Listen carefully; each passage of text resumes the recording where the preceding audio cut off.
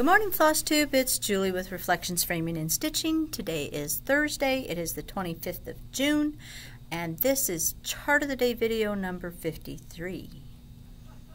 Hello. How are you today? Doing good, I hope. I'm doing okay today. The sun is shining. Humidity's supposed to come up a little bit, so my skin's going to get a little happier. And had a good day yesterday, got some stitching in last night, so I have absolutely nothing to complain about.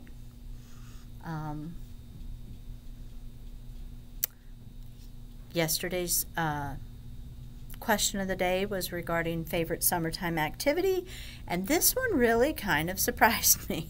I thought there'd be all kinds of, oh, I like to go camping, or oh, I like to do this, or oh, but no, apparently we stitchers really like to sit on our butts. So there were a lot of porch sitters out there. That was their favorite activity, which technically I suppose isn't really an activity, but we're going to go with it. So I'm glad I'm not the only one that likes to just sit and enjoy the nice weather. But I was surprised that there were as many as there were. It was funny to read that, all, you know, one after the other after the other. Yep, porch sitting, porch sitting, porch sitting. So there were a few of you who are active. Good for you. I wish I was, but no, not me. So thank you for answering that question. I appreciate it greatly. Today we're going to go back to Jolly July and feature a Christmas chart. It's an older chart. I thought it would be kind of nice to do something that I actually have stitched up. And I was rummaging through, well, I suppose rummaging isn't technically the word. I was pulling a chart out of the drawer for a customer's order, and saw this one. I'm like, oh, well, that would be a good one. So today's chart of the day is from Barbara Anna Designs. I don't think I featured any of hers. So it's from, I don't know when it's from, 2012. So it's a little old. Not ancient by any means, but it's a little old. It's Cinnamon Christmas. Calls to be stitched on 32 count dirty linen. And there are two versions. You get a cinnamon version and a red version.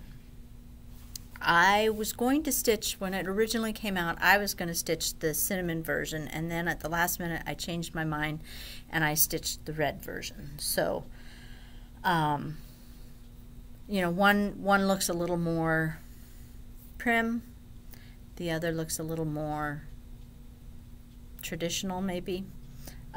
Both are adorable. So it calls for all DMC, and you get the colors for both. This is the cinnamon version right there, and then this is the red version, which is the version I did, and we'll show you momentarily.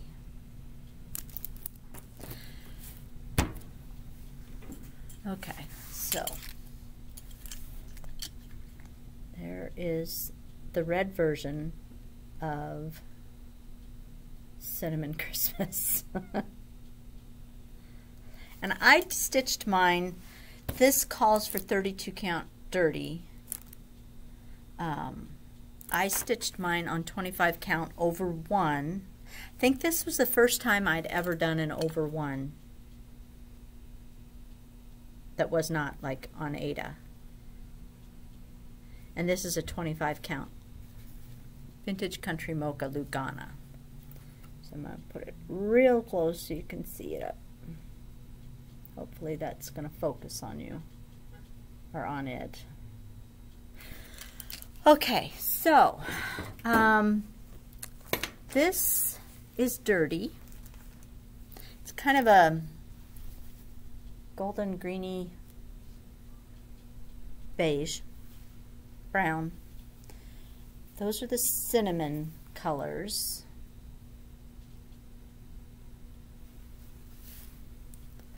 And these are the reds. Both look good on this fabric, so either works. And we'll show you Vintage Country Mocha. Vintage Country Mocha can come in slightly different. Even though it's a stamped and not an overdyed, it can come in a little bit differently. These are two different dye lots. This one is a lot more golden.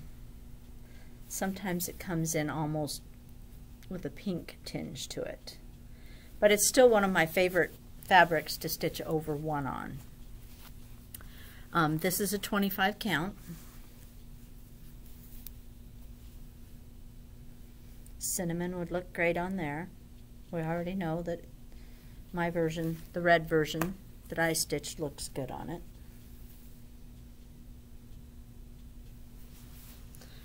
So that would work for y'all.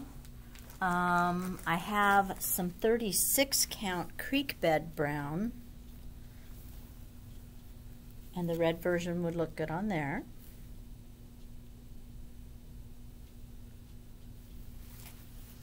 As would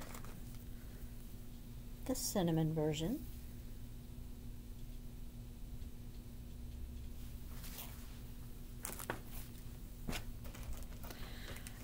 I pulled, this is Cyprium from Picture This Plus. It's a 16 count Aida. It's a beautiful fabric. And I think the cinnamon version would be really pretty on here. Don't you? What do you think?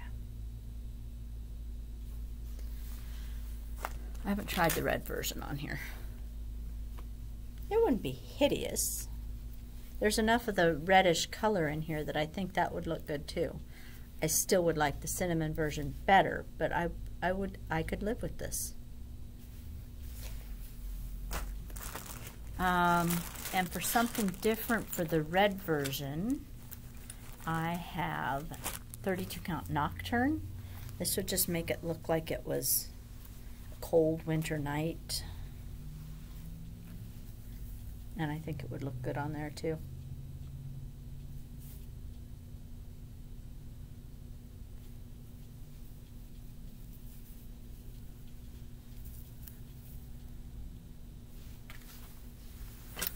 So that's today's chart of the day. I hope you liked it. I hope you liked seeing something that was actually stitched up.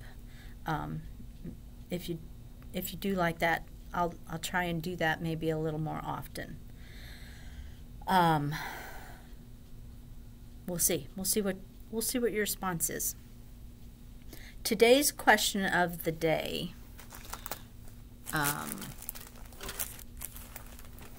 came from a discussion that I had with Abby while we were out at the farm on Saturday. She was talking about an article that she had read regarding your blood type and the coronavirus, and how the different blood types can be affected, and some are better than others as far as how sick you get or how much oxygen you'll need. And she was telling me that she was O positive, which she found out when she had Reese. Or, did she say O positive? I think O. She was type O. And Dan knows that he's type B something, because he used to give blood before they told him they wouldn't take his blood anymore. Something weird popped up in it, and they won't take it. So even though it was like a false thing, they still won't take his blood. I do not know what my blood type is. If someone told me at some point, I don't remember. I vaguely recall typing my blood in a science class in high school. Not sure how accurate it would have been. And I think I was B something.